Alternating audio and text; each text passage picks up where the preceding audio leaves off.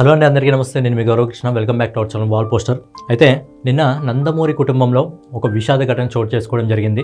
ఏంటంటే నందమూరి బాలకృష్ణ గారి అన్నయ్య జయకృష్ణ గారి సతీమణి పద్మజ గారు నిన్న కన్నుమూశారు. అయితే ఈ కార్యక్రమానికి చంద్రబాబు నాయుడు గారు, అలాగే లోకేష్ గారు, భువనేశ్వర్ గారు, అలాగే బాలకృష్ణ గారు వచ్చి వాళ్ళ కుటుంబానికి ప్రగాఢ సానుభూతి తెలియజేస్తూ శ్రద్ధాంజలి ఘటించారు.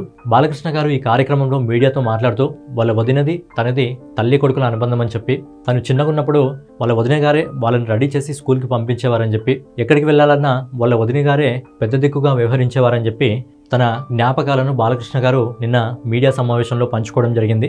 అయితే ఈ కార్యక్రమానికి చంద్రబాబు నాయుడు గారు, లోకేష్ గారు, బాలకృష్ణ గారు, భువనేశ్వర్ గారు, నందమూరి కుటుంబంకి సంబంధించిన సభ్యులందరూ ఈ కార్యక్రమానికి హాజరు కావడం జరిగింది. అయితే నందమూరి కుటుంబంలో ఎవరైతే మన జూనియర్ ఎన్టీఆర్ గారు ఉన్నారు, అలాగే కళ్యాణ్ రామ్ గారు ఉన్నారు, వీళ్ళిద్దరు అయితే ఈ కార్యక్రమంలో ఎక్కడ కనిపించలేదు. మరి వాళ్ళిద్దరు ఈ కార్యక్రమానికి వచ్చారా, లేకపోతే రాలేదా, లేకపోతే వచ్చినా కానీ ఎక్కడైనా ఫోటోగ్రఫీ మిస్ అయిందా, అవి మీడియాలో రాలేదా అనేది తెలియదు. కానీ కార్యక్రమంలో మన విజువల్స్ లో మాత్రం ఎక్కడ కూడా ఎన్టీఆర్ గారు కానీ కళ్యాణ్ రామ్ గారు కానీ కనిపించలేదు.